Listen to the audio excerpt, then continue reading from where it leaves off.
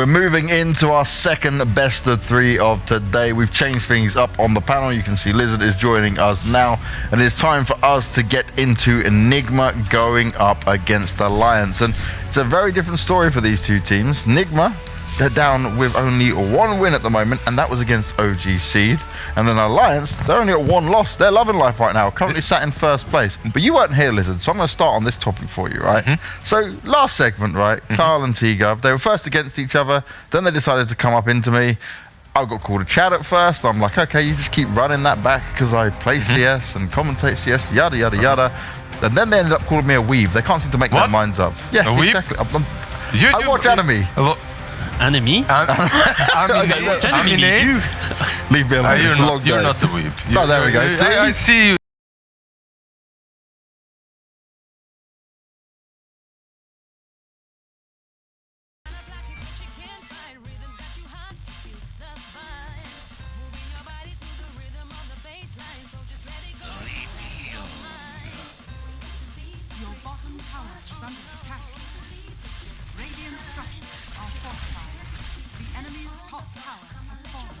TB is big. TB is big. That's good, but our map is getting smaller.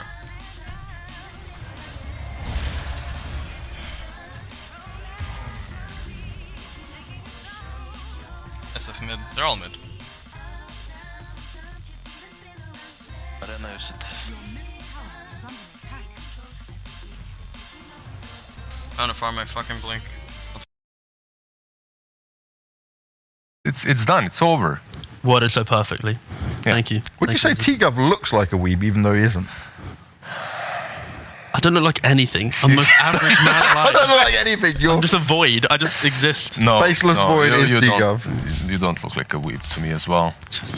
You're fine. We're safe here. Everyone is safe. Lizard is the man. If you want to tweet at Lizard, send you a picture of the face to Lizard on Twitter. He will tell you what you are. He'll be able to define this.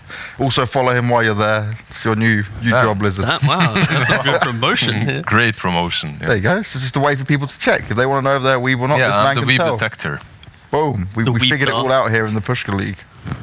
I'm going to bring us back into Dota real quick, though. I just wanted to check, right, because I can deal with you and Kyle, but Lizard has always been someone I can trust with this. So I'm relying on Lizard to give me the hard facts, the truth, and he did. I'm happy with things are back to normal. What shouldn't be normal, though, is NIGMA's scorelines. That's a bit of a worry. You would think so, but even though they are always considered to be the top dog, top tier team in Dots, usually they do start out like this. And in most of WePlay's events, they did the same thing. They would pretty much be on the brink of just being out in the Bukoval event as well. They were like that. They were feeling really bad out of it. They were losing to the worst teams there. The teams that were pretty much the teams that ended actually last, they were losing to them. But after a couple of days, after a couple of maybe some small talks within the team and some draft adjustments, they would make it work. So this is the day. They've had more than a couple of days, though, Lizard. They've had more than a couple of days on this event. This is my fear for them, though. Like, when you look at this tournament and how teams have been able to adapt and improve over the league, we start off this league. NIGMA are playing up against, at the start, quite a weak Liquid. Liquid found their form after the first couple of series. So they lost to already an underperforming Liquid. Liquid turned it around. They're now looking strong. Yeah. NIGMA, they kind of keep chugging along. The same thing every time. And what's that same thing? I was thinking a lot about them, watching their drafts, watching their replays as well. And one thing that really stands out for me is they started playing Wii like it's Matu. They're giving him these green heroes. They're giving him those necros, those pure aggression soakers that stand in front and pretty much always have to be overly aggressive and create as much space as possible for Miracle. But if you go back to TI even, if you go back a little bit, maybe not as far as TI, just go back to Bukoval, the heroes that they would pick for him were usually these TAs, Wind Rangers, these heroes that could actually transition into being a fully capable win condition later on in the game. Yeah, I feel like potentially, I don't want to go too into it, but maybe they lost a little bit of their identity. Like, looking at the heroes they're picking, they're going a little bit left field with it. For example, they're picking Ursa a lot, or I say 2 or 3 games. They pick Necro, some teams do, but they're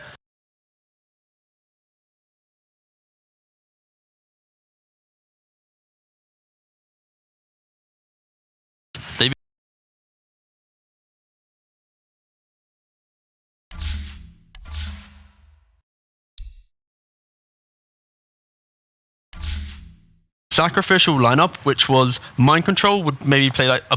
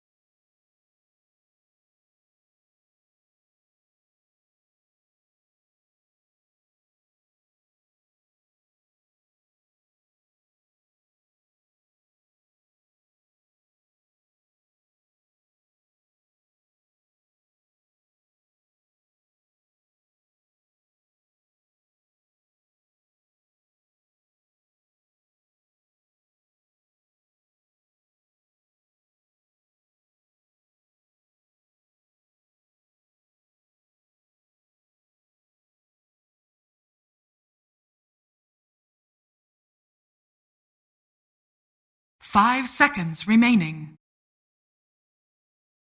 Dire team ban. couple series.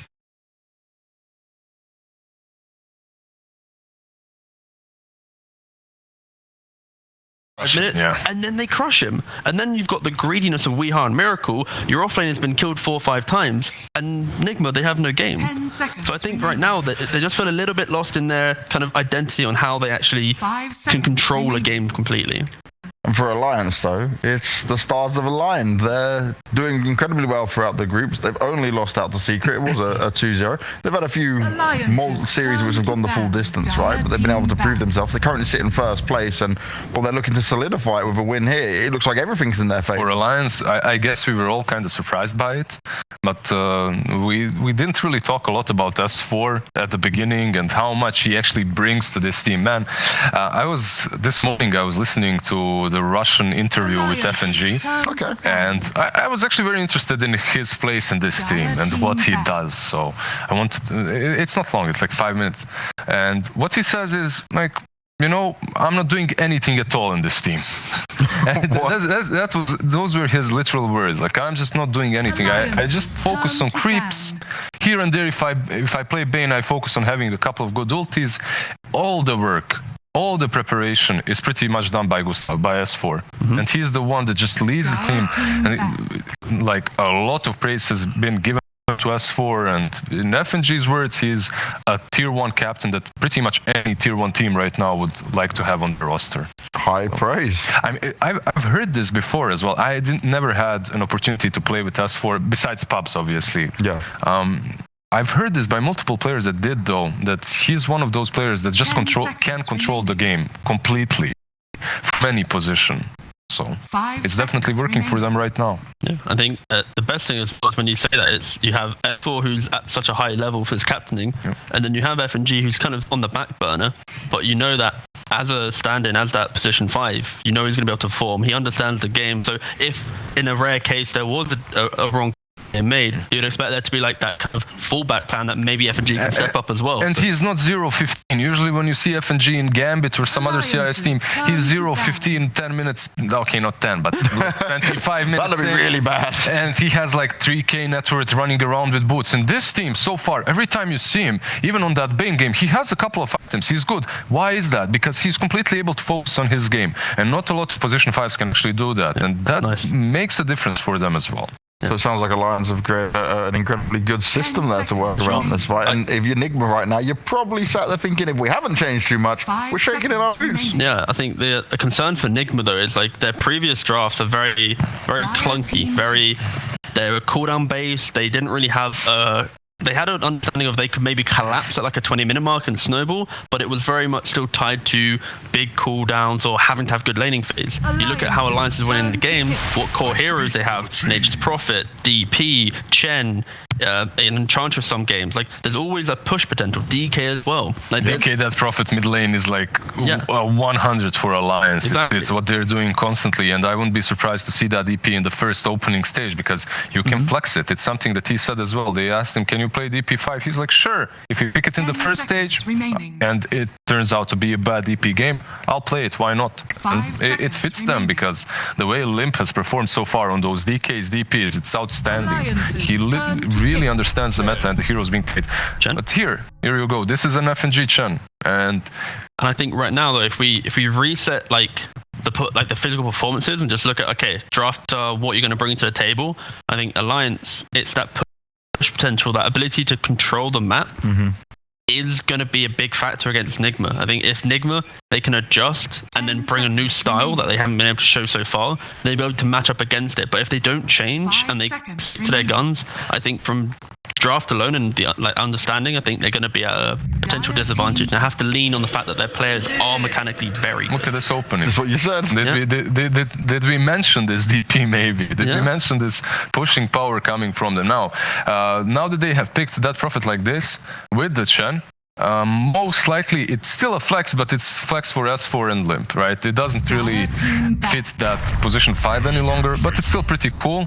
NIGMA, they open up with something of their own. This is completely in their comfort zone. This is their style. This is GH Elder Titan. He loves that as well. They played it on mid a couple of times as well, but that's mostly because of meepos in the game or something that gets crushed. So disregard that. This will be your position for Elder Titan. Helps you versus pushes, versus Chen. You always get more damage from the creeps. You can just dominate the lane with the Elder Titan, and you can set up these fights versus that Prophet, which can be very important. These are potentially two, like, you think about it, the lane winners, right? ET, he secures the offlane. Furion, if it's a 5, can secure that lane. I prefer to see a core, especially on mind control. I think he's played in previous time very sacrificial, and it's very hard to give him a good game because of the greediness of their 1 and 2. So I'd love to see him on a hero that can actually dominate a lane, have presence, and then turn that into his own kind of own timings, right? He can play his own game, right? Because right now, I would love to see it. Yeah, he's always playing unfortunately in the shadow of the greediness of his core. So I really want to see this as a mind control Furion. And we haven't seen it in such a long time, man. I'm hyped. This was one of his staple heroes. You know, if you think about mind control, you can't think about this Furion as well. That their winning TI run was mostly with the Furion as well. Yeah, he's only played it 2 times in the last month. Yeah, lost both of them. Oh dear. Oh dear. Not good statistics to pull out there. Now that they have picked this Wyvern, it's a pretty good hero overall right now, it's not picked as much as I think it could be. That ulti pretty much breaks up any sort of fight, gives you a chance to reinitiate. But a long time ago, it was picked versus Furion almost every single game. If you know that Furion is offlane, you didn't have too many options on those 5s. One of those options was usually Wyvern. Why? Because you have that Splinter Blast that deals with his 3 ends, slows them down, hits him as well. It's just obnoxious to play against the Wyvern. He can also fly over your trees and find you. So overall, the game isn't as easy to play. And one big thing from this hero is his capabilities to stop split pushes. And he does it because of the Arctic Burn. You fly over the trees and you can stop pretty much any single split push just by setting up. You use your ulti and then your teammates follow up. Yeah. Also as well, you have the fact that in terms of its like presence in the game, physical damage is basically the big factor for NIGMA. ET, Venge, Furion, they all rely on it. Of course, Furion can obviously have his ultimate, but sure, it's just pretty much a free Wyvern game for the concepts that NIGMA are providing right now. And now you have the Crimson Guard natural carrier in that Centaur. He doesn't have to bite immediately. A small Vanguard early on is good, but Crimson Guard can come in handy to Alliance. So. And they have a very strong lane. Even if the Wyvern is with Centaur on the offlane, it's a very difficult lane to deal with. However, maybe it will be played on that safe lane versus the Furion. The saving grace though for NIGMA right now is there's not really a nice amount of lockdown, right? You have DP Silence, again, Silence not a stun, Centaur Stomp, you have Curse, and then you rely on maybe Chen Creep. So right now you have mobility could be a big factor that Enigma can play on and punish Alliance with. You have a lot of sustain though, and you do have this lineup that can snowball a little bit, but you are playing into Avenge and ET, which looks for which is a little bit different than what we have seen in the last couple of weeks, but can be pretty difficult to push into. So we're looking here, right, of what NIGMA had to offer and what they've shown so far. Not so bad then compared to previous games when you're looking at. Is something workable for now? I like this. It's different from coming from them at least. Yeah, we have seen the Vengeful played mid by mid one, right? And we have seen some Furions on position 5s and even mid quite often. However, we haven't seen this from NIGMA. Pugna we have seen though. They have had a couple of really good performances with the Pugna Ember Necro trio. That was there to go to. They would win games, which wasn't very often, sadly, for them in this tournament. It gives them extra pushing power as well. They are doubling down though on this desire to push forward, right? Which it's nice. You have now you have Pugna, which can deal with the Wyvern in that kind of concept. But the issue is still simply when you press that Stampede button, you have no good save mechanisms. You got swap. Cute. You got maybe a stomp from the ET. It's cute, but like if Alliance ever get on top of you, there's no real way to play out the fights outside of maybe buying 4-star skill indicates. But it's just that group from Alliance is very scary. Yeah, don't underestimate the swap though. It can be very handy, and also you do have Elder Titan. It's the best hero to counter initiate with and to stop aggression. Literally, you have this Echo Stomp that just puts you to sleep for a couple of seconds, long enough for everything to turn. And it has huge AoE, so for NIGMA so far it looks pretty decent. I love the synergy between the Elder Titan Vengeful and the trees from Nature's Prophet. You're going to have a lot of minus armor there, and then you have this Blightstone on Furion hitting you, with the trees hitting you. It can be very difficult to deal with. They just need a way. Like they need okay, they banned TB. They need a win condition. They need a way to actually, I'm surprised Alliance is banning TB because that's also one of those heroes that I guess you're playing versus ET. Terrible TB game. Versus ET and versus Pugna, I guess, right? Yeah. It's like the whole idea of collapse, right? That's what NIGMA wants to do. So if you pick up a hero that wants to farm your own jungle, you're pretty much already giving up your jungle in this type of game, and you're going to play around the fact that you group up and try and over their jungle, and it's going to be that mirrored movement the entire time to dodge the fights. But if you're a carry, you are following those movements. You aren't just chilling in your base on your side. It's just hard on the old boy. Just do it your own way. You can see that they actually it's literally what they. Now they ban Phantom Mage. It plays in a very similar fashion to that. It's way more mobile though. The anti-mage pick in this game basically forces NIGMA into an insane time of you have to push. If you fail your pushes 2-3 times, you just lose the game. And that's what the fear of an anti-mage type game is. And they go for PL. It gives them a way to play out the later portions of the game. If it gets there, he'll happily soak up that farm behind the space of his team. And generally, it is a free PL game. Like we spoke about the lack of lockdown, the mobility factor. This PL will be able to play off of that. If you're Nico Baby right now, you can be asking for some of your heroes, such as the Troll that's still in the pool. It is not the easiest Troll game, however. You are playing into a Pugna, so that ulti of yours can be a little bit messed with just the Decrepify. What else does he play that would be sort of decent versus PL? You still could go for that late game potential with something like a Spectre. Just go for a casual Ricky and just roll over him. Well, I mean, it wouldn't be that bad. Yeah. Actually, wouldn't be that bad. They did have success with Ricky before. Yeah. Dumpsters like nullify this game is insane. DK is banned out, yeah. Yeah, I kind of like Ricky. High armor in lane, don't really care about the Blightstone too much. Good call. Yeah, it's good versus Pugna as well. You have multiple ways of jumping on targets. You have a lot of reach. High armor that you said is really good versus the Furion. Yeah. It's a solid hero, mate. So what are we reckoning then, guys? Who's drafted their way to success? Could NIGMA be potentially looking at getting another win on the board here?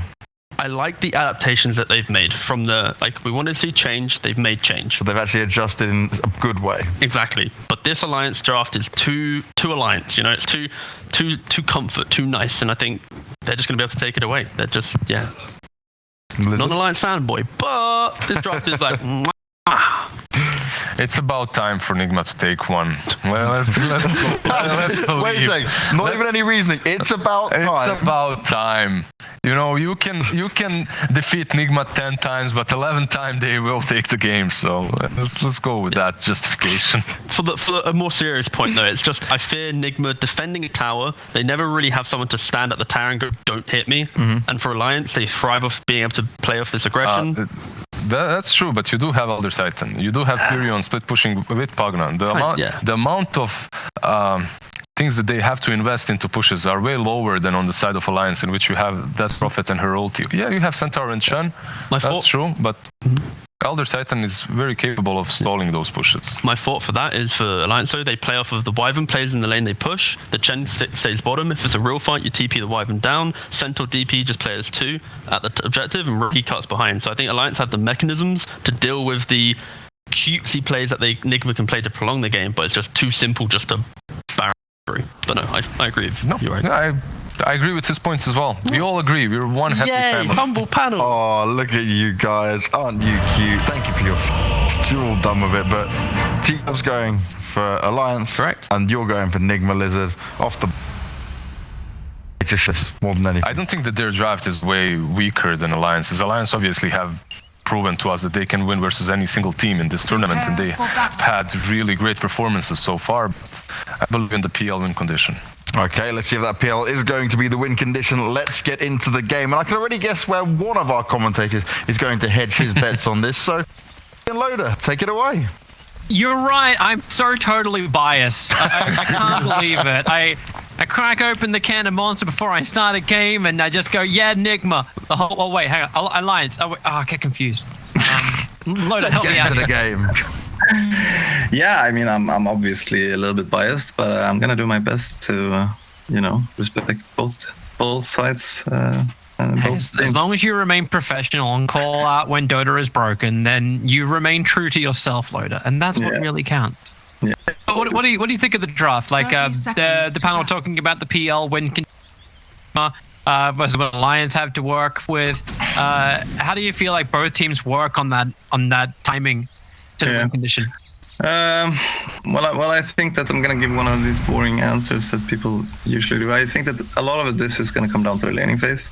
I kind of like what NIGMA is doing this game, honestly, with the way they draft, and they want to kind of set the pace here. At the same time, I do think that we have quite a standard good draft that we know how to execute really well. I also like the way we have scouted early on and to see the lanes and whatnot. So I'm honestly quite confident, but my biggest worry will be this hero, Elder Titan.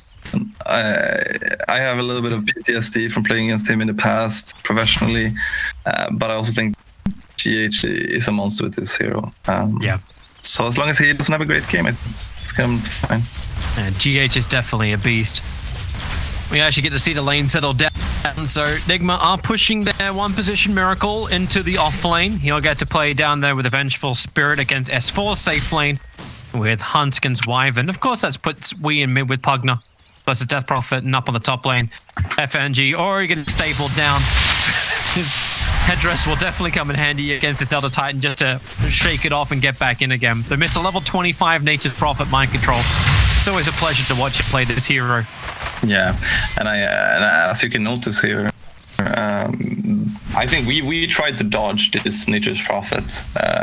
We didn't want to play in Richan into Nature's Prophet. And then same thing from NIGMA's side. I don't think they want to play Prophet into Wyvern. So both teams kind of tried to get the upper hand there, but I do think that NIGMA got the lanes they wanted. So it's kind of interesting to see how it plays out.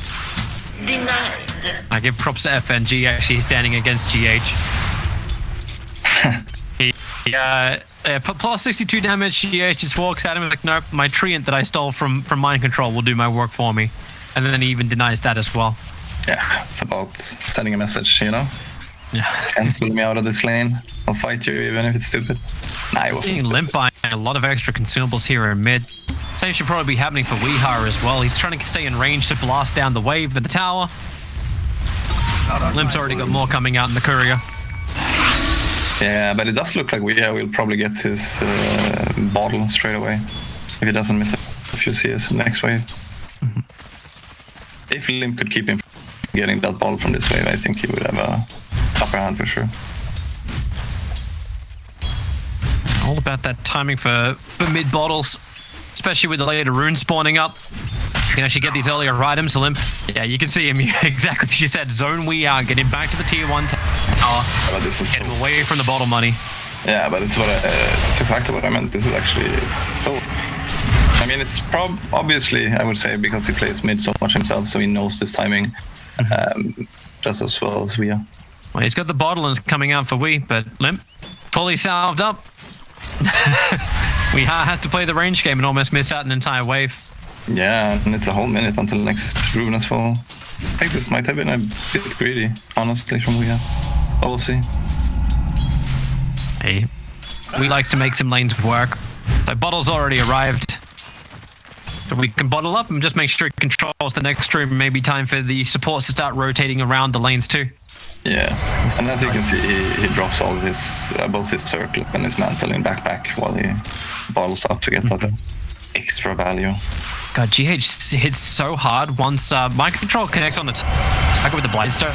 GH just throws out the punch. As long as he's still got mana, but he's running low at the moment, so can't actually put a spirit down.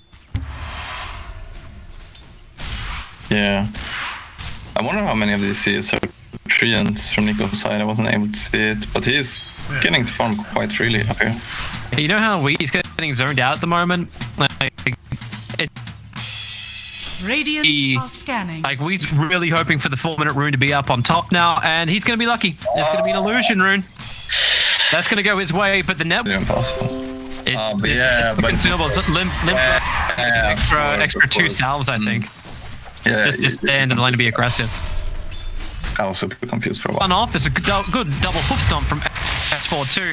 There's Miracle and Kuro really not wanting to have that fight anymore.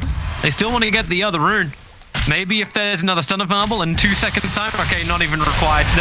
The charges are available. And that should be a very dead Hanskin. As Miracle just phantom rushes forward and finishes the job.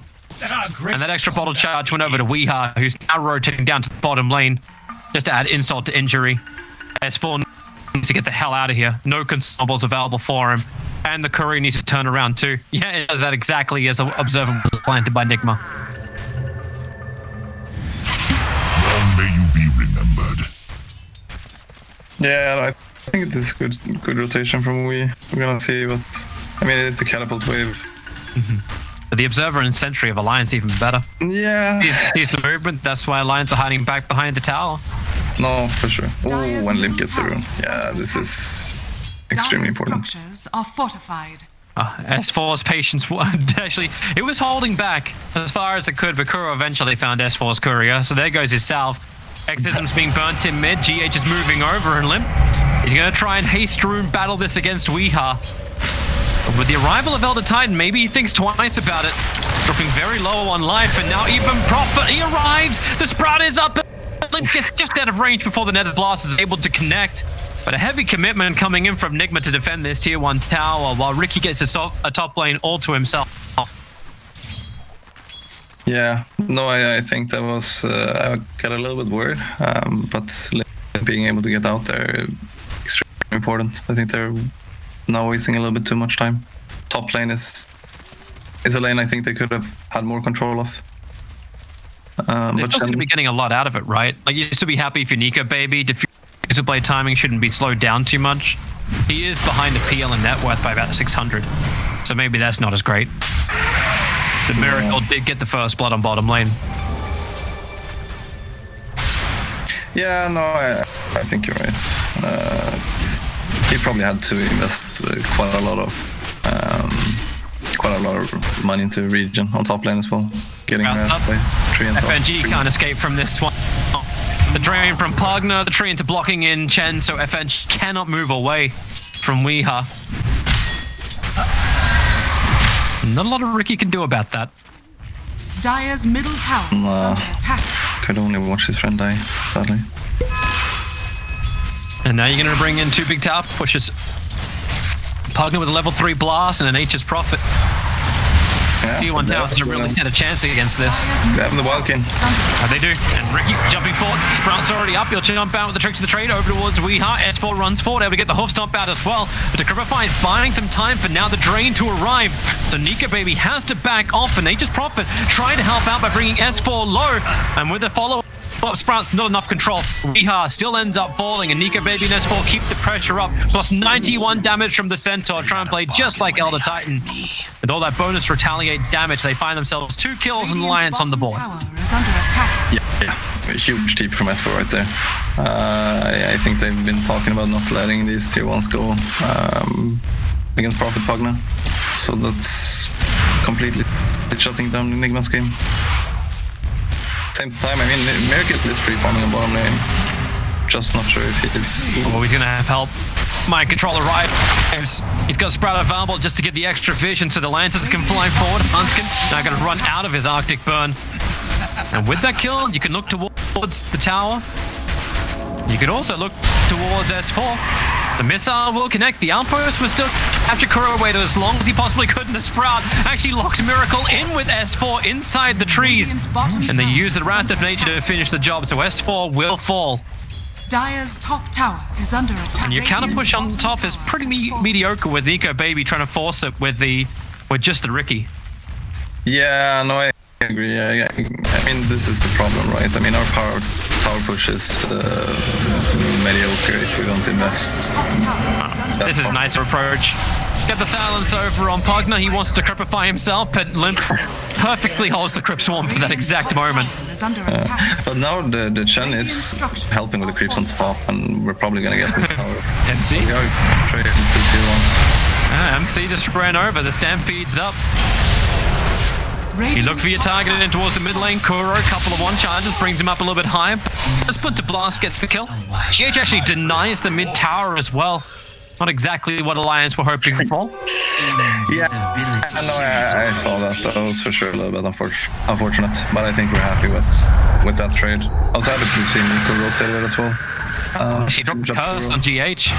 You do actually have smoke screen available. Mind Control's moving in too, looking for a close Sprout. Weeha will also arrive. They spread up Nico Baby, but he's able to blink it away over towards Hanskin.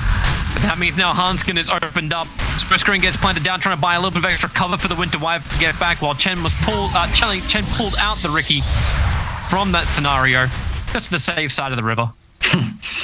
Yeah, Hanskin was being a good friend there, being enraged for the Blade Strike and paying with his life. but I think he's happy doing that. Ooh, but NIGMA has a lot of stacks here. Yeah, they do. You see Kuro playing on the sentry speed. There's no opposite looking for it. And I don't 100% know if Nico Baby saw that when he walked around the corner. No, I don't think so, actually. He would have seen the bigger stack, but he wouldn't have seen you meant the stack. Miracle, Miracle farming it. Yeah, no, exactly. I thought it was the sentry. Ooh, but... Mind control? Mind control. Nico Baby doesn't have a fuser blade, so it's not the easiest kill in the world. Yeah, no, I'm happy he doesn't commit to it, honestly. Meanwhile, Miracle has just flash farmed so much. He's taken 2 triple stacks. He's going to get himself a triple stack now. This diffuser blade timing is... It's just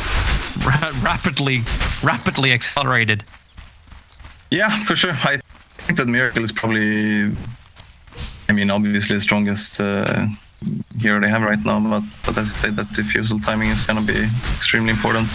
I mean, GH hasn't had an amazing game net worth-wise, but he has decent levels. But at the same time, I'm happy where we're at this point of the game, I would say.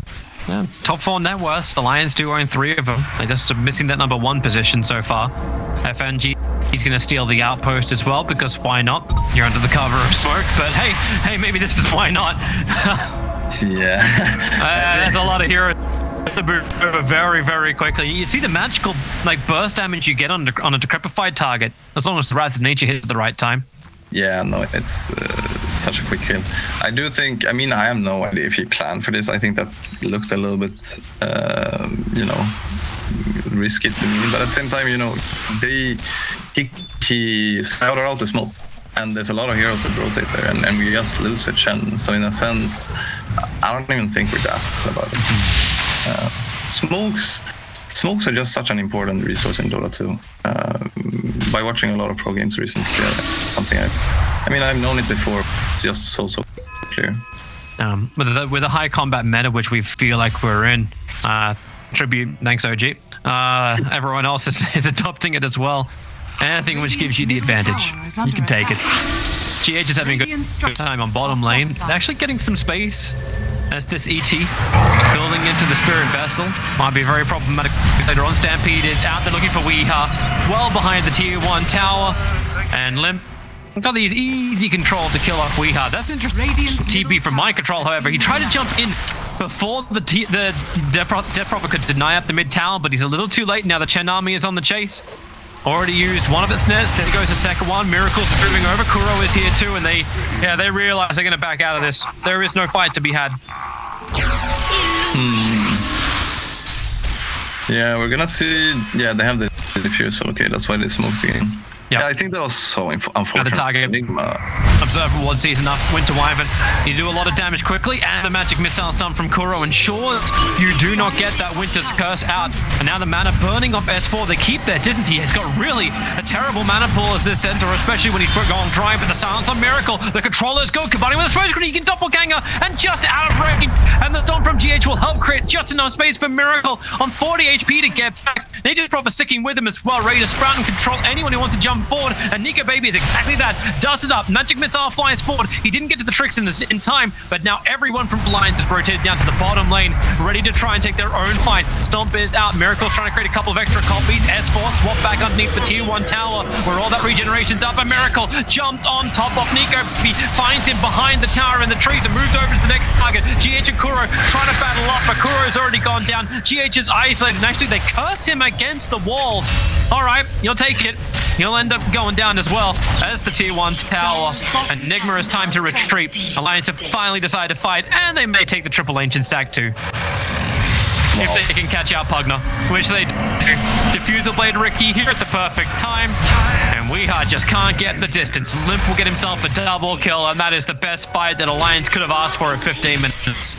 Yeah, no, for sure. I mean, we couldn't have happened for a better chain of events. I think there was something that is so important to point out here, and I don't really mean to flame or anything like that, but this move that NIGMA makes right before they smoke with PL's diffu timing, I could almost call it game losing, because this is a timing when they would potentially want to win, I don't know what, 3, 4, 5. We're going again.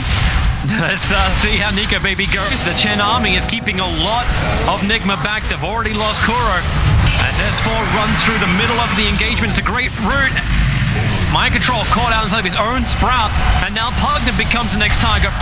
To the next, Alliance just allowed to throw punches as NIGMA come at them, almost in a conga line.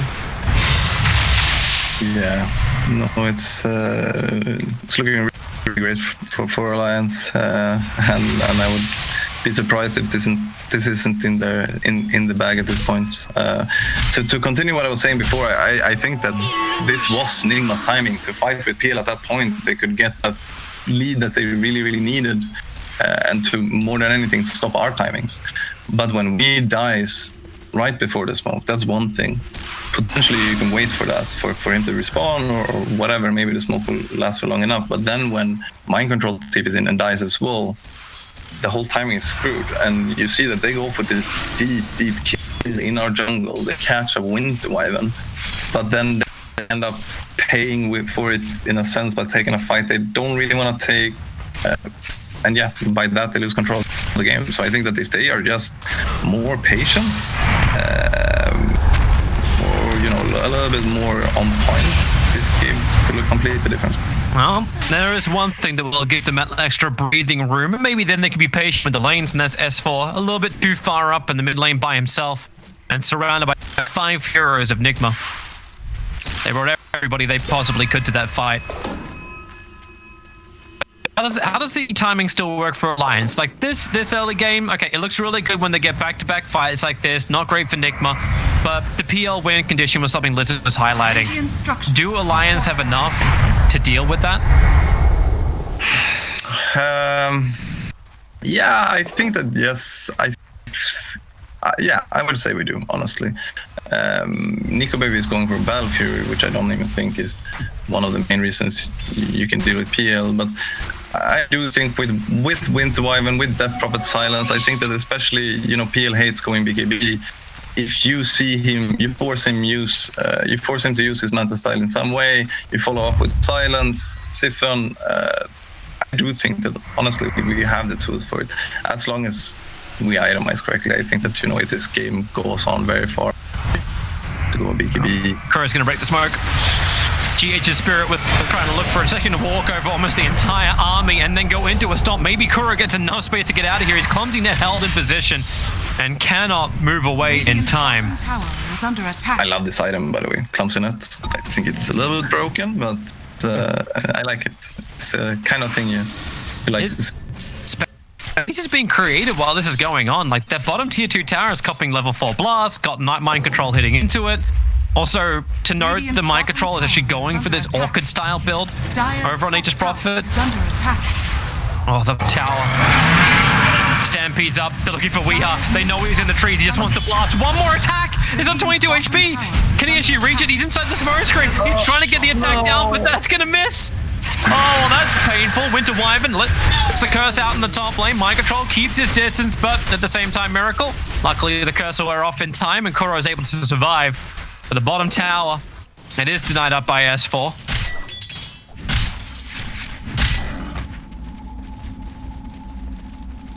Important battles to have, and also important outposts to go back and take.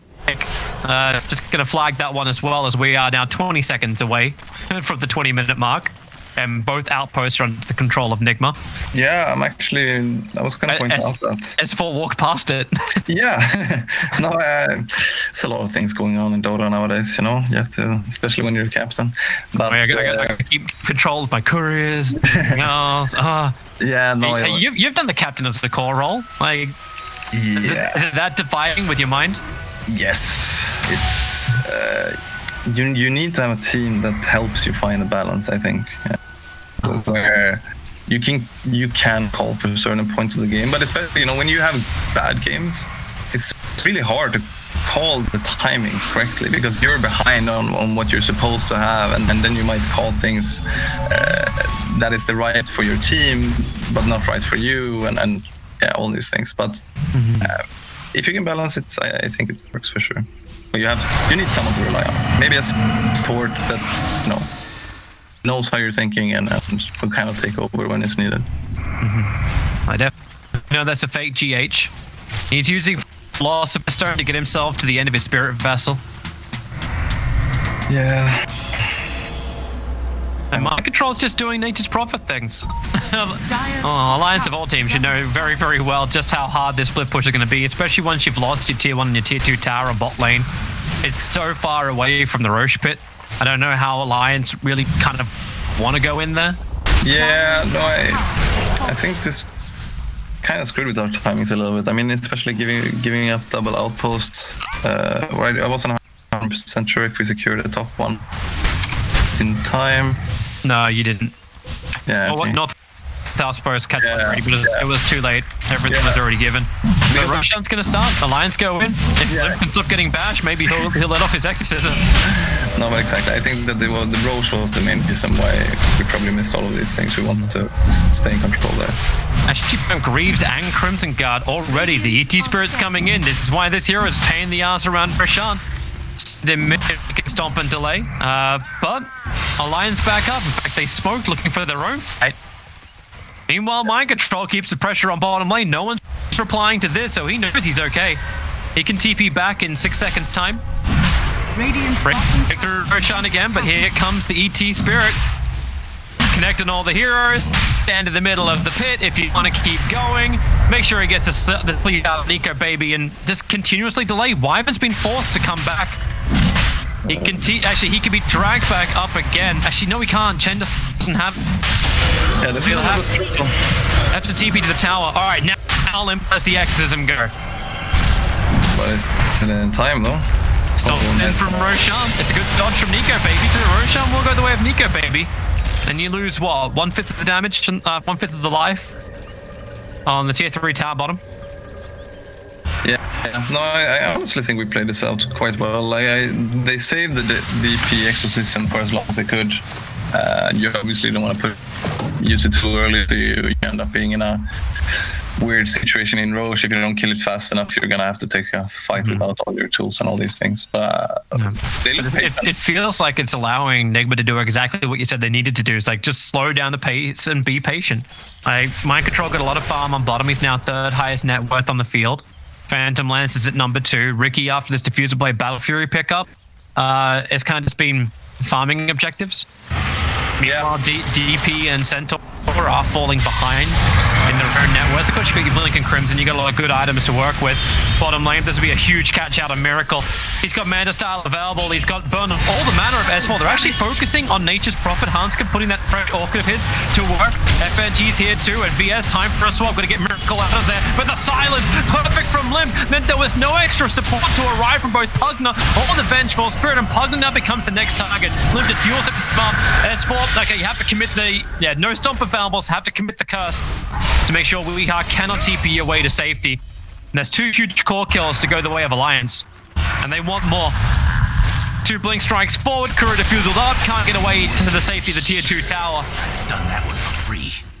And they even take care of the spirit.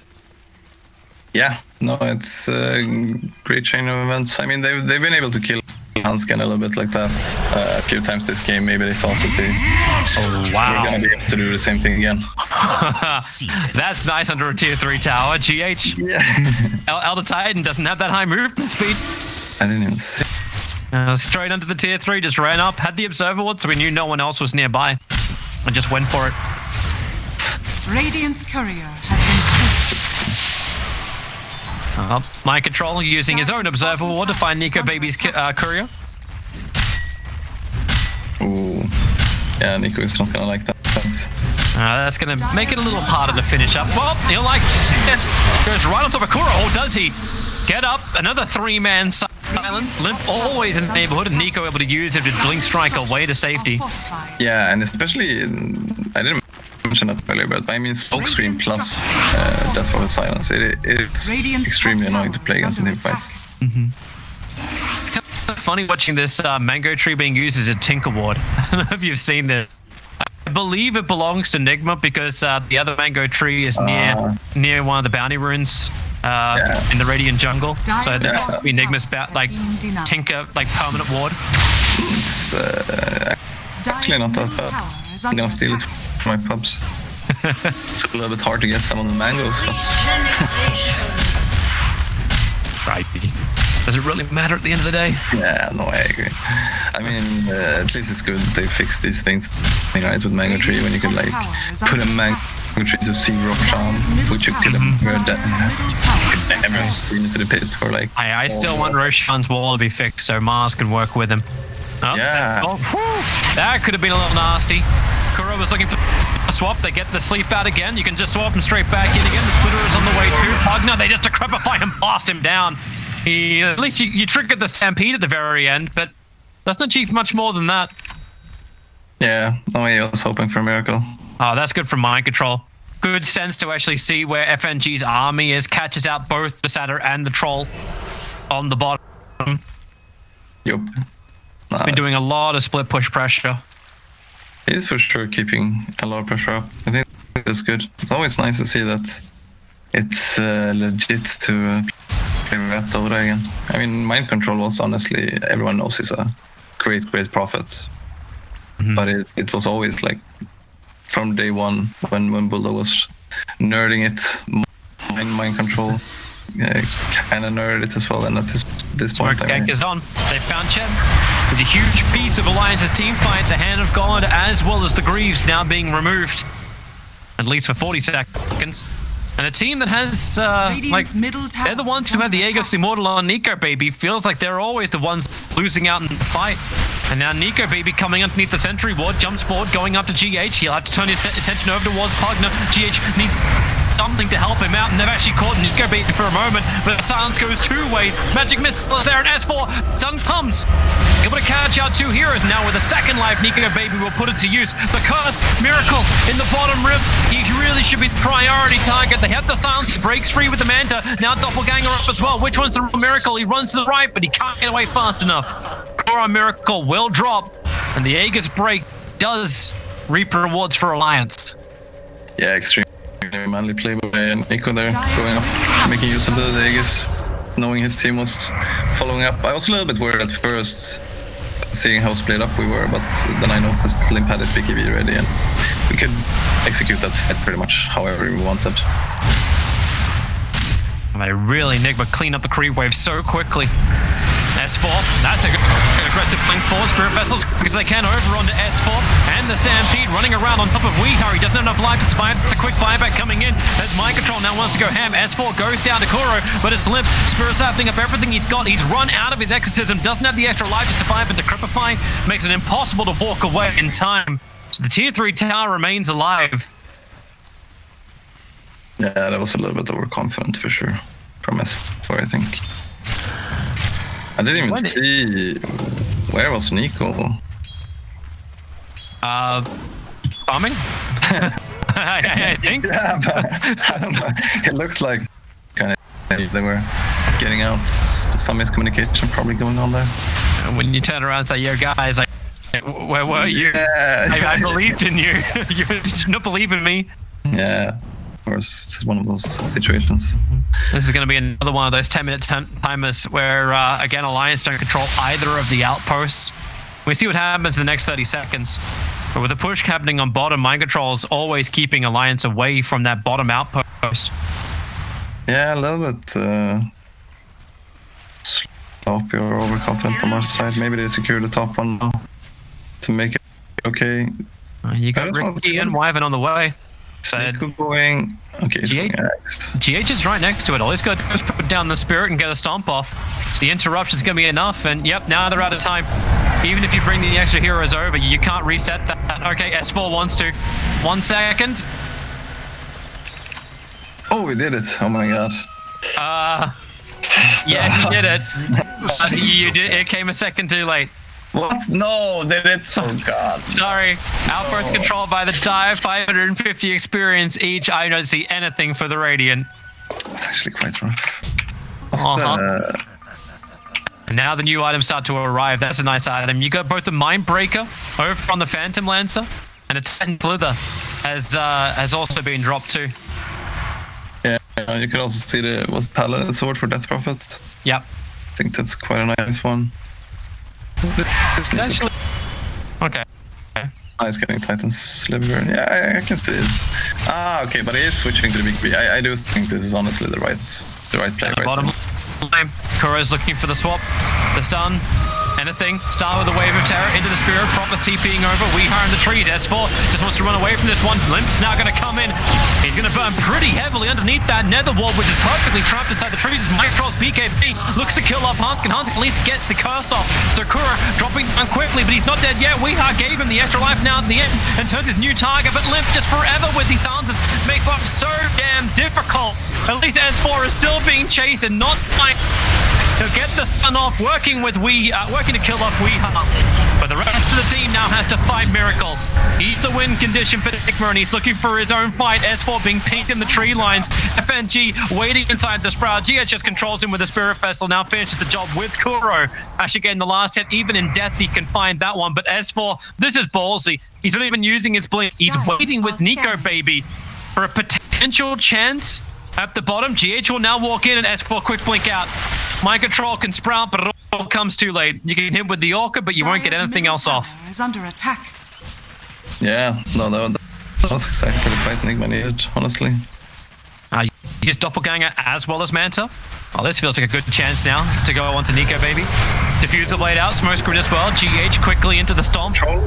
Able to get the sleep over, so that net can't hold PL in position long enough. In fact, he's got his own Doppelganger. S4, great hoof stomp 4, but Kuro, he's back in again in the fight. Miracle just has to Doppelganger himself away to safety, but Nico, baby, sticks with him, and is able to get him inside the tricks of the trade. While Mind Control rooted in the back lines, the Raptor Ninja bounces through. Hanskin so low, GH has to keep his distance for the moment. He doesn't have the Earth Splitter available. Hanskin's still going to end up dropping. We'll see just how much damage more Mind Control has. Kuro low on life, Nick, baby, just Phantom strikes himself up again, or Blink strikes himself up again, looking for the kill, but he has now outrun GH plus 220 damage. He'll get the stomp, and he needs the damage to get the output, but the hoof stomp from S4, Weehar's giving the life back over to GH, who can punch, or at least try once again, has to move outside the tricks of the trade. S4 sticking around, GH, if he hits that, he's dead, and he knows it, so just TP away to safety. Weehar will not be so lucky, controlled in the Yules, and killed upon impact.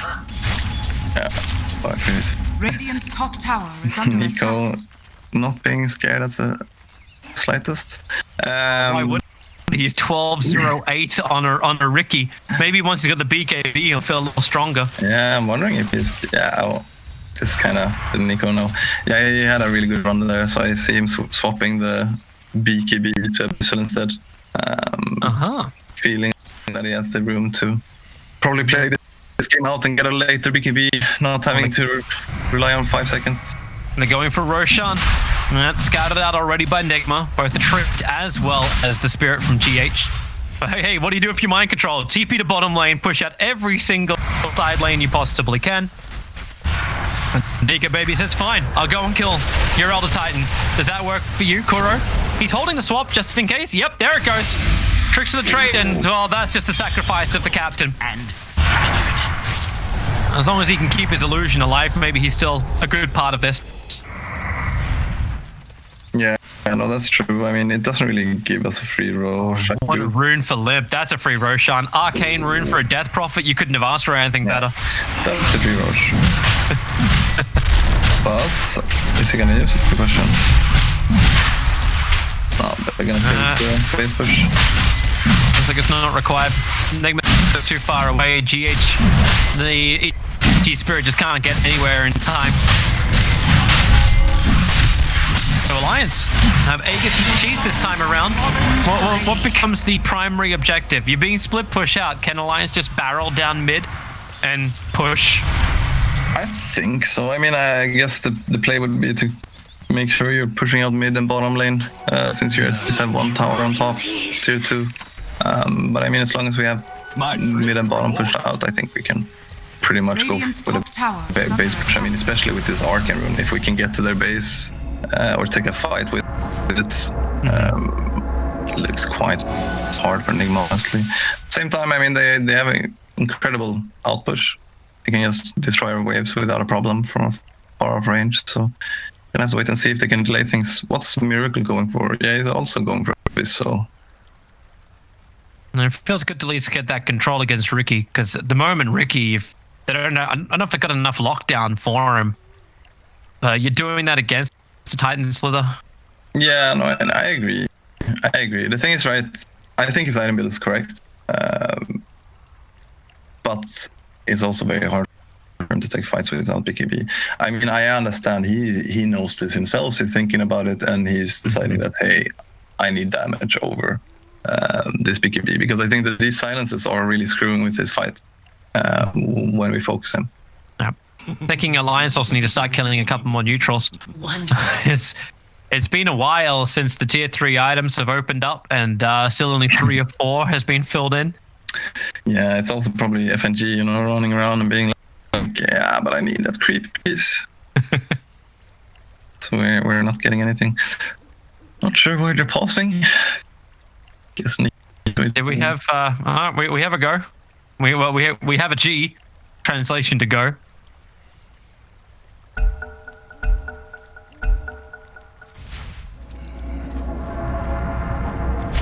Look for the next target. S4 is at least now taking a little bit more of an approach to the outpost that's more secure. While Nico Baby on the hunt, he'll find Weeha. My Control just TP'd away to safety, and even the Stampede being committed. They really want Weeha caught out. Now the line has been drawn by S4. Bottom lane, go. Shem will use his army to try and keep back the top lane.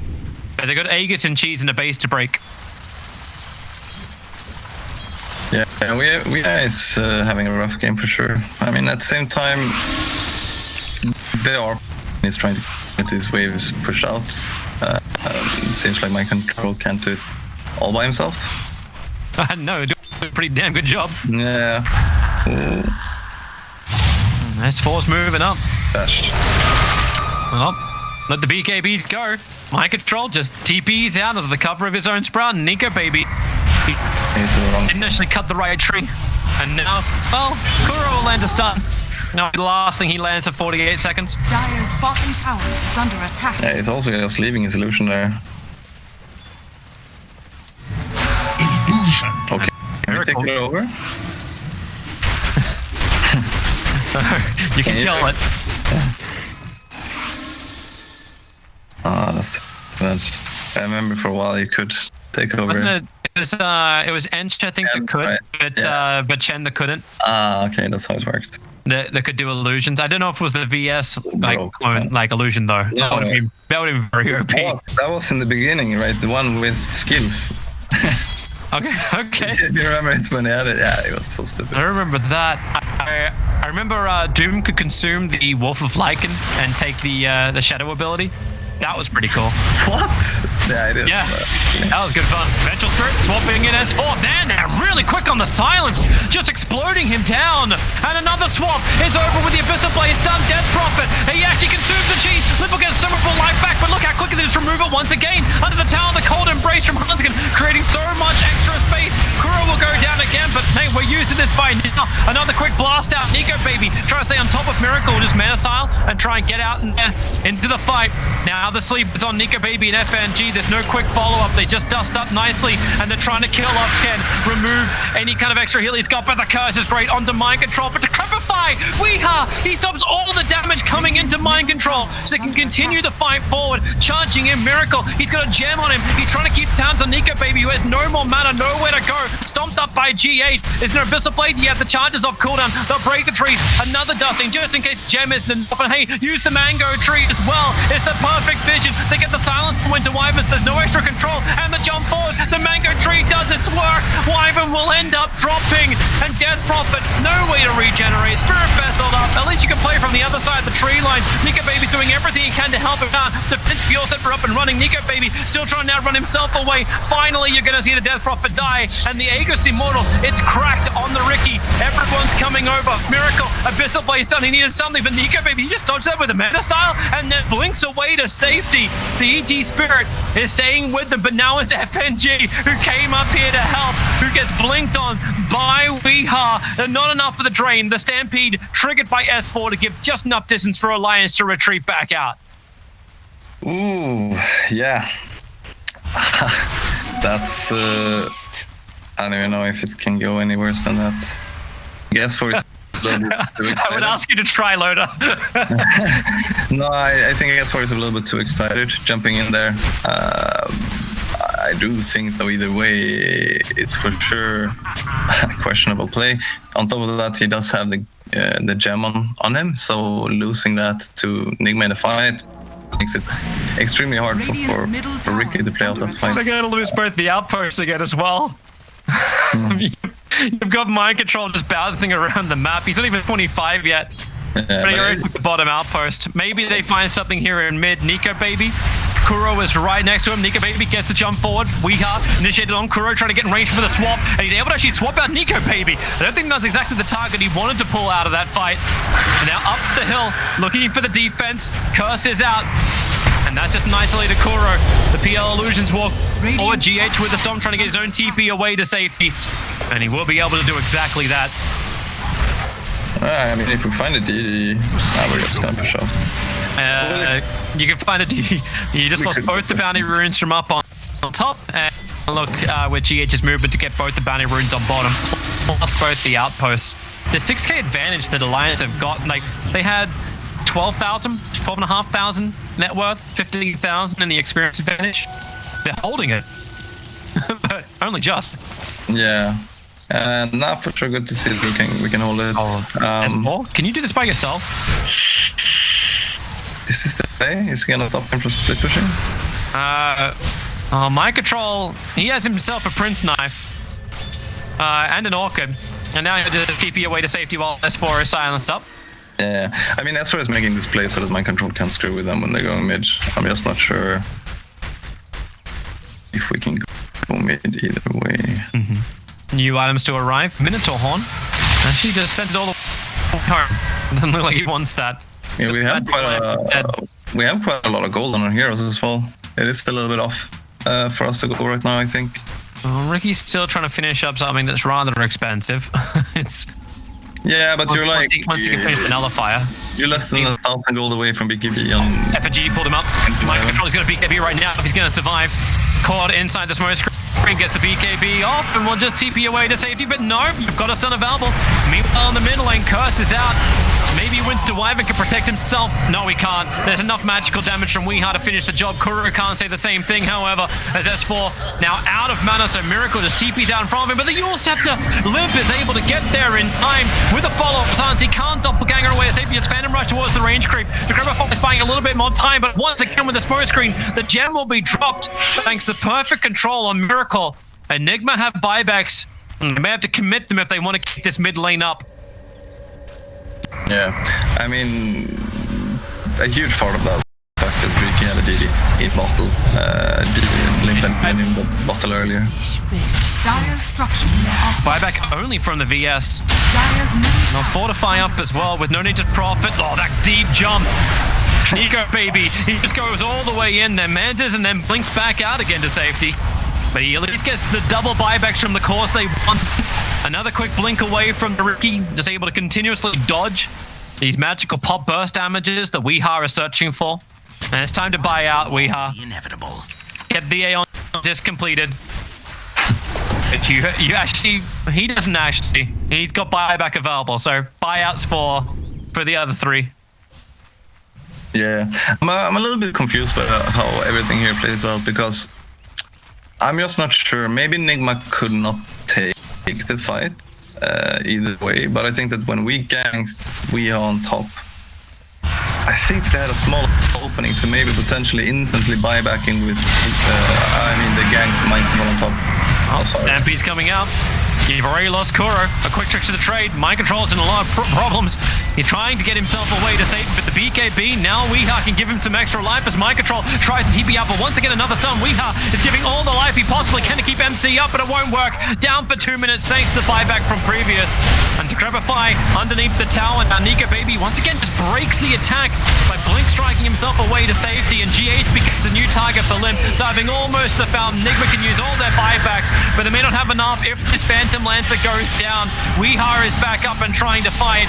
Decrepify again, buying more time for Miracle. Now he can doppelganger and get back to his own tier 4 towers. Nika Baby going for his own dive in with the tricks of trade, but S4, a perfect hookstop. He caught out Miracle, another doppelganger, but again another silence. Miracle just has to keep running and running, but S4 under the tier 4 towers will be drained and killed. I want to find out objective-based gaming. The tier 3 towers are all still up. That's That's what Alliance are fighting under. They're going to get stumped up by GH. Byri's coming in from S4. He wants to keep this fight going, but Miracle, again, Pugner will have to give the life over, or he drains it. No, PS4 full-stopping himself forward as Miracle has to keep on the run. Another jump away with the doppelganger, but another jump forward from Alliance will finally catch him down, and that should actually be the game. The tier 3 tower has not fallen. Enigma do not have heroes to defend their space anymore. You can take the tier 3, you can take the tier 4, and just go for the GG. And that's exactly what will happen, and the call will come from Enigma. GG. Wow, yeah, that was extremely well executed by us. At the same time, I think that we had quite a good lead at this point, and that's why we can afford diving. The final thing I just want to say was, I mean, as I pointed out, I think that when we ganked mind control on top lane, he can instantly buy back and just join the fight in mid lane. I think this is it's a difficult fight to take, but I also think it's the fight they have to take because they can't lose Gem.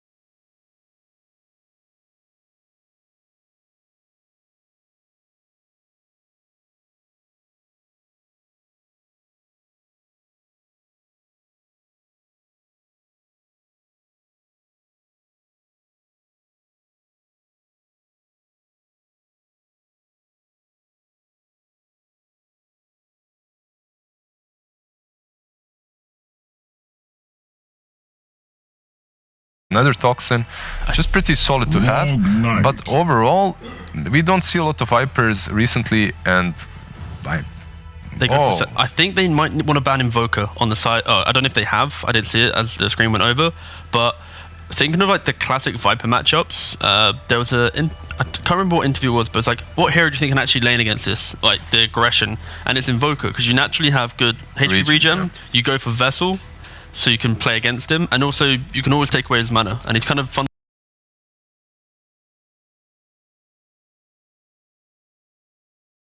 fundamentally built around that. And it also plays really well into the concept of aggression. This hero, we saw OG run it, and it just and be very strong, and the Sven just free farms in the pockets behind.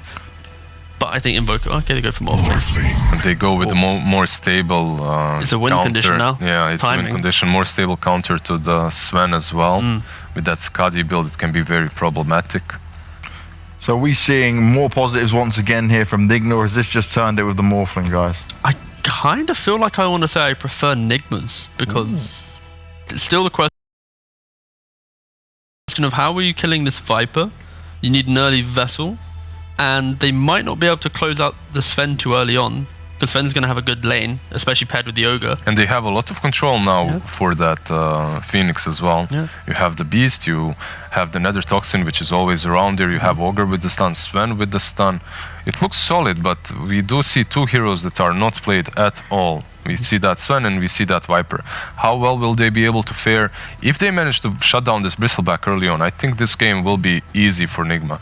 But if Bristleback goes out of control and he's actually the one in front and Sven struggles in the laning stage, they just won't stand a chance later on. I think the main question maybe might actually be the speed in which Alliance can play. They're going to be very high tempo, the Fury will be bouncing around the map, and then NIGMA on the other hand, again, Viper naturally a slow hero. Sven, he needs to farm for quite a long time before he really comes online. So there might be a big disparity in which how many numbers can NIGMA bring to a fight, what really is their damage output. They're still waiting for Sven the entire time. Alliance can always bring 4 very strong heroes. Morph can maybe join the earlier fights, so yeah, I think maybe I'm so torn actually.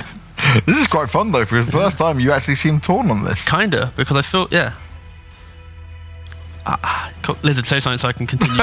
He needs to keep thinking, he needs some more time. Lizard, help him out. These cogs are turning right now. I'll go back to what Loda also said. Like the laning stage will be very important here too. The way they set up their lanes, because Alliance, we talked about it earlier, they have a lot of flexibility with their first 3 picks. If they put something that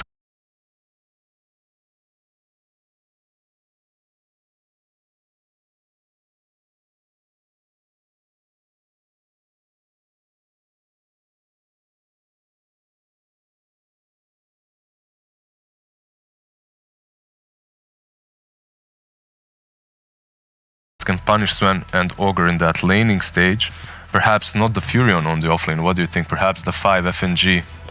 Maybe. After all that consideration, I'm going to go with Alliance, because I think now I think about it, even after the fights and all this, I think they rely so heavily on Beastmaster being their tower push that Alliance might be able to prolong it enough that Morphling is the win condition. All right, the commentators are ready. You've chosen Alliance. Lizard, which way are you going? Real quick for me. I love Alliance's draft, but let's make it fun. Let's stay just going for the wildness. Let's keep it wild in the panel. What you really mean is Alliance is the pick for you, but you're going for NIGMA just to be different. Yeah, I'm a hipster. That's it. He's not a weeb, but he is a hipster. This is the way we're going. What's this? You have the Morph v Viper matchup. Morph becomes Viper, Viper doesn't become a hero. Yeah, Alliance is winning this game. That's also Alliance has won this game, lads. I'm sorry. Notepad's gone down. All right, Enjoy, the notepads are down. Our analysts are finished, but it's time for us to listen to Toby and Loda once again to see what they think of this matchup and how they think it's going to go. Toby, talk to me, man. Hi. Hi, are you doing okay? I'll talk to you. I can ignore Loda if that's what you'd like. I'm just listening to your voice. Just want to hear you more, you know. I just enjoy it. I miss you. Okay. We just get cut. That's not weird at all. That's wonderful. Let's talk to Dota. Let's talk to the people out there. I'd like to say we'd actually be discussing the draft in heavy detail, and we sort of have until the last 2 minutes when we looked at this set from Weeha and just questioned everything that Viper is. It's not right. We'll have a closer look at it in a second, because right now we're going to have a bit of a battle for the top bounty rune at least. or we could have no battle for the top bounty rune. All right, we can go and look at this Viper set. I don't know if the cameraman from WePlay is currently listening in and just wants to go on perspective mode for Viper, but what the hell did we do to this hero? No, I agree. I mean, it's even more amazing now that I look in the game that he looks a little bit like Dragonite as well. So there's like 4 or 5 heroes that they... It's a platypus, right? Like, it's a platypus. I guess it's a little bit of everything from a little bit of everyone. Yeah, and he doesn't look like he enjoys being alive. It really is. It's something horrific. The cameraman's not sticking with us on this, so if you want to go to Dota TV and have a look at it, then go for that. Eventually we'll have a closer look at him and you can just be in awe and shock and horror. Yeah. But we have an aggro trialate, so let's talk about Dota and less about cosmetics. I get in trouble for that. So we got Huntskin as well as FNG hanging around the top lane. Normally things like this happen and then you TP out to the lanes, but they're letting bottom lane Bristle go 1v2 against Phoenix as well as the Brewmaster. That feels a little rough unless they can get a kill on top, and they're looking at Kuro. The Stormbolt will fly out. Just a quick little stun on Hanskin. He's got a lot of damage, however. Kuro dropping very, very low. Miracle trying to take the attention away, and now the attention really does go in towards Miracle under the tier 1 tower. Hanskin will begin the dive. He may actually... No, he won't die to this. He'll end up surviving. So first blood against the Sven pickup of NIGMA. Yeah, no, I think there's a lot to be said about this game. I mean, as you heard me earlier saying, when I saw this Bristle being followed by counter pick Viper from NIGMA, I was a little bit worried because it did look like we were considering putting Bristle on +1. But I think this last pick Morph really salvaged the draft. It gives us a clear win condition. And you also make it, you're less happy about being the counter to BB at this point. I also think that the way we laned is very smart. LST, Limp initiated on. There's a lot of cool spray stacks up. GH trying to keep his distance, so Limp will go down, and this is now a lane switch up time. Mind control. He wants to head up towards the top lane and join up with Kuro. Yeah, really good rotation for Miracle here. I think mid matchup's a little funky too. Like Viper versus Nature's Prophet. We're seeing some unique combinations of this mid lane happening. Yeah, no, but I mean, at least for early levels, I think Prophet should be completely fine. As for being an old school mid player back in the day as well, should help a little bit. So I think things are fine. But as I said, I think Miracle's rotation to offlane is it's really the right play. It's kind of what should be expected in a sense. If they make this rotation without getting a kill for it, I mean, it's still the right rotation, but it's doesn't really give the same impact in the game. God, we once have a lot of fun with S4 in mid lane. He just finished farming up a big stack, and S4 is ticking down. He just TPs back home. Luckily, he could just teleport back to the mid lane as well. That's a little bit of an upside for him. Yeah. No, I think that now that Viper is getting some levels, it's gonna get more and more difficult for Prophet to lane against him. Look at him TP in. S4? Huh. He took a second to turn around and look at Weeha. Nice, saw the gold.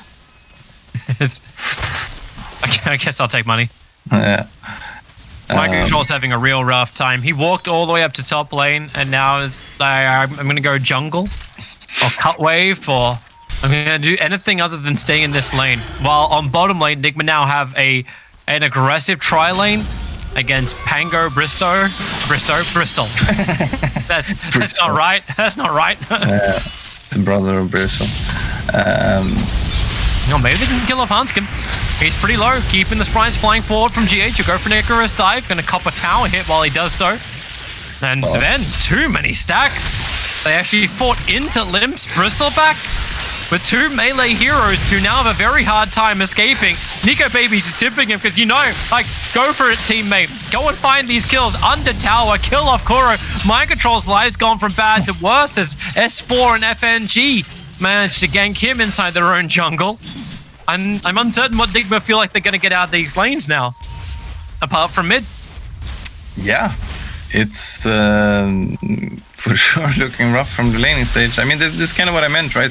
Like, as for sure, he might be losing mid a little bit, but by doing that, he's making sure that Bristol has a game, and Limp, who would have been a non-factor, I mean, he's been able to have almost a dream time here in bot lane. This really is the nightmare for like when you're on panels, like, well, how are these lanes really going to pan out? What's the first 5 minutes going to look like after you actually see like who's going to match up where, who settles into what lanes? Like, well, okay, well, Nature's Prophet versus Viper mid. Yep, never going to predict that one. Limp looking to get one item in front, being enabled by having 2 melee heroes run the lane against him. S4's going to rotate over too. He's got Sprout available, wants to block the ramp up. And Kuro, well, is he going to get in front of him? Okay, he blocks him, but then they cut free. The Sprout needs to get in front of Kuro to make that 100% of a kill. And Kuro, Limp, just one more spray in 1 second. He's got it. It'll reach, and Kuro will fall. And then S4 quickly back to the mid lane as well, trying not to miss out on too much. Yeah, I mean, it's quite a good rotation. I'm not sure if it's super worth to kill Ogre, but at the same time, S4 gets back to mid in time to get the XP and creeps, getting the regen rune there as well. Fire mind control. This is not a hero you really want to sacrifice as a Beastmaster, but Nico Baby now has 2 kills. It's in top net worth by about 900 gold ahead of any hero on NIGMA. Yeah. And NIGMA trying to change the balance around, but once again, like, this is another time I've seen Weeha do this rotation. An Observer Ward planted down by Alliance, almost full duration, sees the movement, and Alliance hide behind the tower. Yeah. No, I think it's... this Observer is huge. Catching out these rotations, I mean, as you say, it makes it look... You know, it could have been a great rotation. They could... Let's see what happens first before I say. And GH wants to look for it. Limp's going to come out and fight. Is there any more TPs to come in? You look for S4 to arrive. He's got Wrath of Nature up too. GH feeling very, very stranded behind the tower. And Wrath of Nature will connect. And he'll just Icarus dive to the west. But Hanskin sticks with him with a level 2 swashbuckle. Able to reach and find the kill on the retreating Phoenix. And you can look towards the mid lane at S4. Oh, he'll TP all the way home. I don't know if that was fully essential, but I guess it'll work. But it was still so frustrating, man. They rotate 3 heroes, in a sense, to mid. Can't stop him. They only have 1 disable, and S4 just TPs out. And Nico just took tier 1 tower on top. You're leaving the Morph lane. Nico, one of his best heroes for Alliance, now mind control. Welcome back to a lane, and welcome back to the graveyard. I don't think even Yu-Gi-Oh can save you at this point. It's looking rough for NIGMA, for sure. I mean, I do think it's the huge issue. There's been many issues, but I do think one huge issue is when they rotate this trial into bottom lane against a Bristol back, where they don't even have the best tools to completely keep him out of it. So laning phase has been such a struggle from their side. Oh, miracle. The Observer Ward pays dividends again. It just watches the Sven farm up. You've still got the level 3 Frostbite available, a Sprout control from S4. Make sure the Miracle can't just run down the hill. And nicely controlled by FNG. He didn't let the Frostbite go until they knew they could get the kill, just in case there was a TP out to safety. Limp. Sunray's turned on, and we'll see if maybe UV can kill off Limp, and it will. He'll go down for 333. And Weeha wants a little bit more. With the double damage rune, that's why they had so much damage to get in there. They're chasing down a Nature's Prophet who's already got treads up and running. Yep, not gonna happen.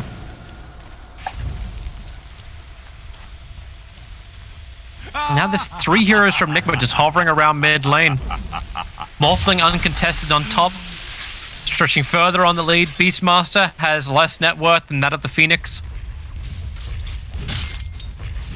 I wonder if Limp is considering going for 4-staff this game. I mean, it's kind of a weird pickup, I think, but it's also... I think it's gonna What are you looking at it for, like, against? I mean, the thing is, Viper Corrosive... What do you even call it? Corrosive Haste? No? Nether Toxin, right? Nether Toxin now. I mean, it's pretty much the only thing that really screws him in this game. If you can just force yourself out of that, it's gonna be... trouble. Nico's got all the damage in the world for this. Waveforms forward. That's optimistic 6 charges from Kuro. Yeah, I get your logic, like, try and get free of the break, but it seems like you can also just build up, like, a whole bunch of resistance, too. I mean, sure. I mean, the thing, what should usually happen is that you have a support who builds force either way, and you're gonna have enough. But I could still see it work, honestly. They're gonna try to take a fight here.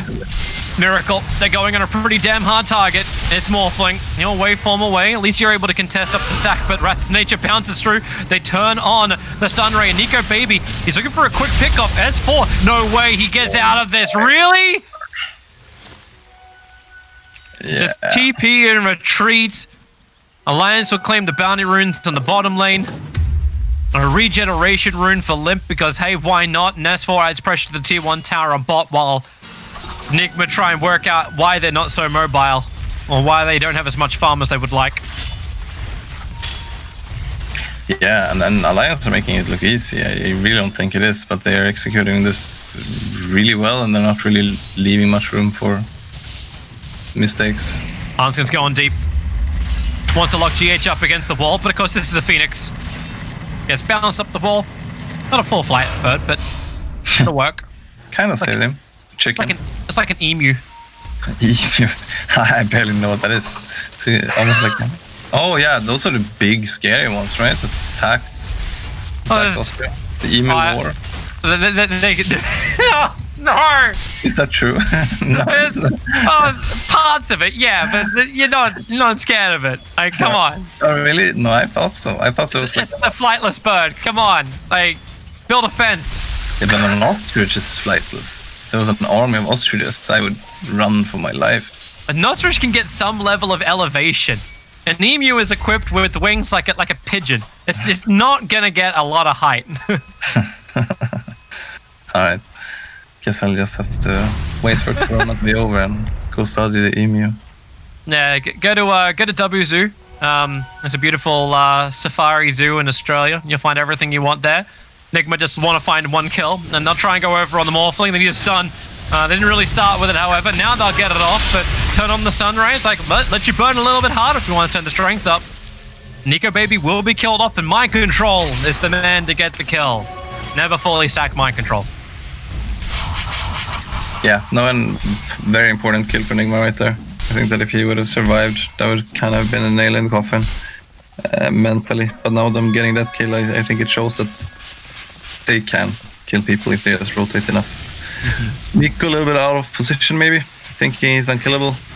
But yeah, I still think it's not a big deal for our game. Or I mean, Alliance's game. Alliance are definitely comfortable. The Vanguard's almost done for Limp. That's what happens when you get a free bottom lane. He's still like only the third highest net worth on the field. Like an E-Blade by 14 minutes is currently the timing for Nico. This is just ridiculously fast. Yeah, and I mean there's just been so much else going on this game that Alliance have done well that we haven't really paid so much attention to Nico, but as you've said, even with that death, he's having a dream game. Yeah. And Alliance, a lot more observant of outposts this game. Also a nice thing. Bottom lane, we're going to put Limp to the test. The Vanguard has been completed. That's why he moved up to buy it. But Ogre's here, Viper's here. Drop everything you've got. Break the bristle of the back of the bristle. However you want to try and like order those words, it'll work. Imagine a 4-staff right there. I am imagining a 4-staff right there. He would have survived for longer at least. Hey, no one's ever going to debate you. You just say like, hey, did you win a TI? Yeah, get 4-staff on bristle. Yeah. I think the problem with winning a TI is like for every year it goes since you won a TI, it doesn't really. The argument doesn't. All right. You just need to put in the chat. It's like, all right, put a 1 in chat if you remember Loader winning TI. Put a 2 in chat if you don't remember who Loader is. Exactly. I'm just this crazy old man sitting here and telling people to go 4-staff on bristle. Like. Yeah, you go talk about the good times with Zenith. Viper underneath the sentry water. They got extra detection. Yup. Just pushing around Weeha. Trouble for FNG means he's to sacrifice Supernova in a fantastic position up on the hill. It's not stopping Hanskin from just jumping forward, and Limp wanting to keep the battle going. He will get stunned on the edge, and Kura TPing out. Nope. Not gonna happen. Not in time, at least. S4 is on the hunt, looking for mind control. 3 deaths is not enough. He needs to make the magic number 4. A Sprout in the tree line will be able to reveal this. Most people even remember what that meme is. Hawk up from Mind Control. At least he'll get some information. S4 doesn't have it just yet. Walks around the corner, but Mind Control Well, he's juking it, but S4's worked it out. Mind Control will complete the TP. S4 having no stuns, no disable. Yeah, he was not giving up on that chase. TPs are expensive nowadays, you know? Have to make them use it. You know, he said, what was it, 15 minutes on the dot for Morphling. Waveforms in. He's still holding the E-Blade. Pops it. Ooh, working with Limp. Hey, Hanskin, that's not going to work. You need to be a second later. Now the damage can be done from S4 to kill off Weeha. Yeah, that was... It's like, oh, I got level 4 Swashbuckle kills it. Oh. Yeah. So for you that don't understand that, Swashbuckle does not do damage through E-Blade. And it is physical. It does not work. This time you'll get the Swashbuckle out, and then again, no stuns available. Maybe even worth picking up a Yule Scepter here, S4, and then everyone keeps TPing out in front of you. Yeah, please don't. No, I understand the frustration. Yeah, but please build a 4-stop over. Yes, that's true though. If you would have done a 4-step. Because we have 0 4-steps right now. Oh, Miracle's in trouble. A Rolling Thunder is off and running, and Miracle just tries to juke around it, but Hanskin will finish the job. Finds the kill, and then they can just back up to the lanes. Yeah, it's just so difficult for NIGMA to get any openings here. As we spoke about, when the laning phase doesn't go their way, they don't have the best tools for getting out on the map. At the same time, we have Prophet who can TP around, be wherever he wants. As far as applied a lot of pressure with the hero. Speaking of which, TP's into Roshan. 5 heroes together. There is a Beastmaster Hawk that was able to scout this out. Has managed to live a little longer. But Mind Control won't have a fresh one to go down the pit before Roshan dies. In fact, NIGMA can't get there in time before Roshan dies, even with the 3-man smoke. And this seems like an easy, hey, let's run up mid lane. Time to play. It is. I think it is that timing. We're gonna see if they're able to kill Bristleback before the fight starts with a good nether toxin and some stuns on top of that. I think they can win the fight. If not, it's almost impossible for them to execute this. I like NIGMA's idea about it though. Like you said, my controller was the top lane, push towards the tier 1 tower. If Alliance do want to push down mid, trade a tier 1 for a tier 2. Maybe you got enough wave clearance. But you can slow down Alliance's pressure and play the split push game. I'm uncertain about this from GH, however. He's underneath the Radiant Obs and Sentry. You got all the time in the world to react to this.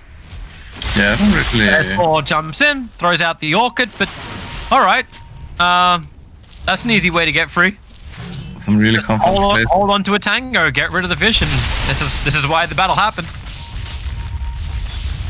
Not that bad. Like he actually almost tricked us to take a fight there. That's a pretty aggressive jump forward. He's already down very low on his life, and then the Rolling Thunder through from Hanskin. They've already got the kill onto GH. Another bounce through on top of Viper. He still has never got this Nether Toxin off, and he won't. Down for 30 seconds. Up on top. S4's TP out will not complete in time. A huge streak to end, and it goes to Kuro. Probably not the intended target, but you take the kill. Yeah, I mean, it looked a bit weird, but I do think that NIGMA tried to kind of bait us for into taking a fight there versus 4 heroes. Kind of, I don't know, they kind of shoot themselves in the foot though by how things end up. But they do get S4 later on from the rotation to top lane. So they're probably, at least, they feel like it's a worthy trade. Mm-hmm. And My Control starts the push once again, up on top. Trying to get a look behind themselves. FNG hasn't observed ward, so he's just hanging very, very close, looking for the right time to initiate Miracle. It'll be hard to escape from this one. Disarm to begin with. Now Prophet will TP in. They get the silence and the clumsy net control. Maybe Sunray from GH will give just enough life, but nope, E-Blade attack will do its work, not to mention the double swashbuckle. Making it difficult for NIGMA to retreat. Hanskin still bouncing forward with that blink dagger. It's right on top of Kuro. The trade-off is Mind Control getting the tier 1 tower on the top lane, but you may also lose Viper on bottom. E-Blade can't come up just yet. In fact, there's not enough mana for it, but it won't matter. Viper. Yeah, we haven't even talked. We haven't even mentioned this, but Morph is, you know, he's kind of the counter to Viper, right? When he copies Viper. Yeah, exactly. So it's... and he was trying to get the ward up there. yeah, it's a very rough position to be in right now. I mean, Alliance just have such a huge advantage at this point that I feel that they have the room to play a little bit recklessly. I'm happy to see that they're taking towers and, you know, at least keep applying pressure, not just going for kills.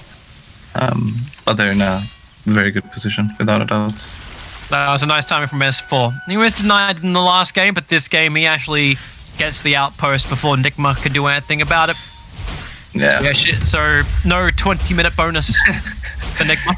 He was probably thinking about that the whole game one, you know, I'm going to pick the Prophet and I'm going to take this outpost. Oh, I know how you played this game, Mind Control. Yeah, but Mind Control, he did do a really good job there. So it's, I mean, it's something simple that makes sense, right? But it's, once you start playing around it, it makes more sense. Mind Control done a pretty good job of catching up. Oh, GH. 100 HP, he just puts down, okay, S4, Sprout, 2 attacks, that'll do the job. GH will end up going down, so no Nova to deal with. Morphling started it with the E-Blade attack. Limp wants his own target. Viper trying to retreat back out. Nico Baby staying on top of Viper. He just ready to fight once again. Waveforms up. Stormhammer will be able to connect. But you've already lost Viper. The mid tower's being brought down by S4. And up on top lane, Pangalier's having some fun with the Beastmaster. Keep the stuns going, have all the damage in the world. Mind Control's just trying to create space, but 3 heroes now down for NIGMA, and Alliance 21 minutes in enter the high ground. Yep, extremely well played by Alliance. I mean, it's not much else to say. I think that they laned it correctly, they rotated correctly, and they've played it, itemized it correctly, so it's just a really, really solid game from their side. NIGMA, I mean, we've seen them have some issues in their previous games. I mean, I do think that, especially game 1, I kind of like what they were doing with their draft. Gonna go on Bristle. He's got 1 charge as well as BKB. Aegis Immortal did just time out, but Pangolier jumping in a little bit deeper. Nico just also picked up himself a Lincoln Sphere, so Kuro is done. Goes begging, but the roll from Mind Control, that'll connect over on the Morphling, but he's still getting so much more life. You can break him if you want, but Limp's BKB running forward. Cool Sprays are really starting to stack up. Crystal Maiden will die, but she's pretty squishy as it is. The Necro books, oh, Limp, that's a lot of damage to take by killing it off, but it won't stop Pangolier. Once again, jumping forward, they break the Viper with the Morphling. He goes in with the E-Blade. No, he's just physically damaging it down the old-fashioned way. As the 2 big calls from NIGMA are down, and Nico, he wants to find himself a pop target. Kuro's going to be exactly that. Just jump over the stun ray. GH trying to turn as fast as he possibly can, but the adaptive strike pushing back GH, so ESC4 can finish the job. And they may just want to call it in just a second. Beastmaster is hanging inside the pit. I don't know if NIGMA see a way out of this one. I can tell you right now, the win probability is just 99-1. So, I don't know what the one is. This one is, yeah, the one is pretty much just going fountain diving, I think. No flaming intended. I want to point out though, I didn't even know Clumsy Net, the way it interacts with Tangle, that you can use it and still keep rolling. Obviously you're immune to magic, so it makes sense, but it was very, very good item for him. Makes sense. As long as you can dodge the bounce back, you're all good. Yeah. Well, 2 lanes of Rax has been taken. I guess NIGMA get to have one more fight to see what they can achieve against a team who's got about 27,000 net worth advantage and about 24,000 experience advantage. Definitely seems like the backs are up against the wall. But they're staying in it, so they have some level of belief. 4 hero smoke up from NIGMA. They're coming out and they're looking for the long wrap around, and the target they'll probably find is Limp. But that's a BK, unless they find FNG. That would be actually worse. They want more. S4. Man the front lines, hearing the Rolling Thunder begin. Limp actually catches Weehar in the back lines. Ogre already stunned up, never even able to get his roar off or his Necroporks. Beastmaster is dropped. That's really the game. You just TP'd Weehar all the way home. GG is called from Kuro. Alliance will 2-0 the series, and with that, they guarantee that NIGMA is in the bottom 3. They now have the same results as OG. There's only one team that's below the 2 of them, and that's OG Seed. Yeah, what a series. Alliance plays really, really well. I think NIGMA still has a lot of stuff to work around, but I think that game 1, it was at least in the right direction for me. And yeah, it was a fun series to cast. Thanks for